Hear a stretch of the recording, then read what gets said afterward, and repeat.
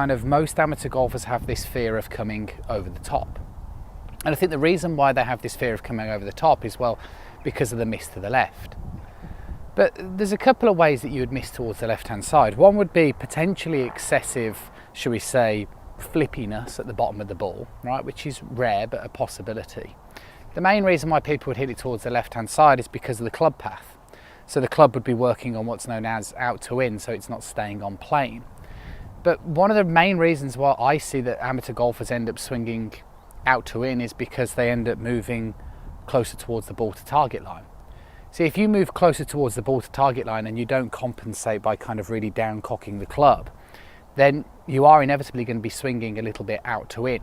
And then when you swing out to in, the ball goes left, then all of a sudden you have this, your brain has this sort of fear factor because it knows that it's supposed to hit the ball from the inside, if you like, because of all the information, and it makes complete logical sense. So then you end up kind of freezing and becoming more and more stuck and just more reliant on your hands.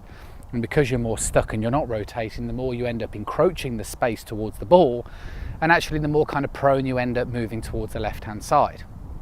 Now, what happens, you see, is when you start to move in this sort of direction, then, well, inevitably the elbow won't form in this way, right? So there's no way the elbow is going to function this way if you're drifting that direction, because you would miss the ball, right?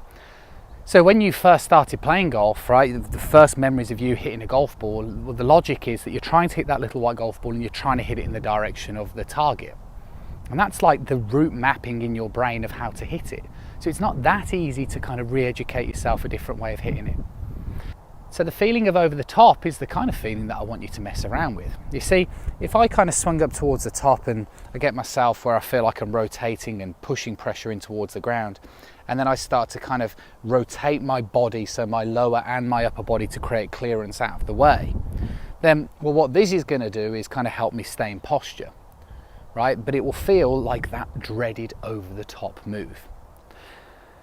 What you would have to do is that you'd have to hit some shots down the driving range, and you'd have to mess around and potentially video your swing where you would really excessively work on this rotation.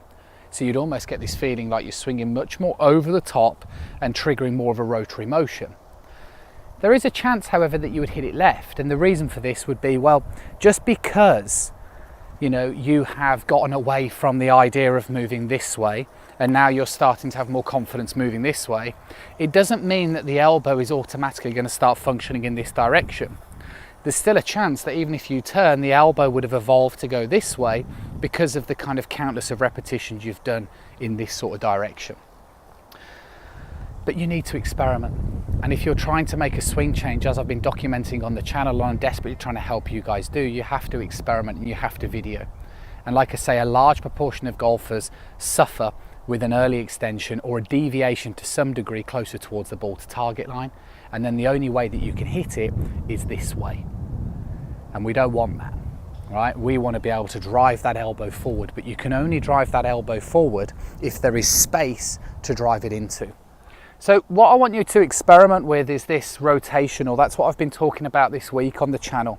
Yesterday's video I talked very much about the idea that your body wants to be going left and your elbow wants to be driving towards the target. And today is the same thing. But what I'm trying to get across in today's message is stop being so fearful of this over the top move. Because if you are a golfer and you videoed it and you go, well, hang on, Russ, I am over the top. The reason why you'd be over the top is because of your backswing. It's because you're not keeping that bent and you're not turning into that leg.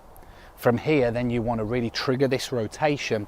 And like I said, if you do end up a bit this way, well, that's okay. Give it time. It's like I say to people who come for lessons, work on the rotation first. Give your brain chance to kind of work on one thing at a time. Get the rotation down. And then when you start to feel like, okay, yeah, I feel like I'm creating more space, then you'll either find one of two things will happen.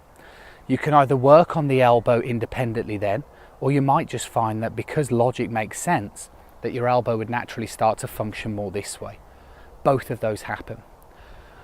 But stop being afraid of over the top. Like I said, if you are an over the top golfer and you kind of disagree with what I'm saying on this video, then the likelihood is that it's a backswing fault. From here, you want to trigger rotation. Rotation is beneficial because the more open you can get your body at impact, the less you're going to have to use your hands and arms to get that club face square.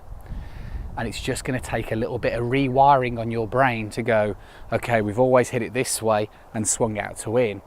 And your brain will be screaming at you going, why are we going more this way? Because it feels like we're going to hit it further left. But then eventually you get this body rotating, creating space, you drive the elbow,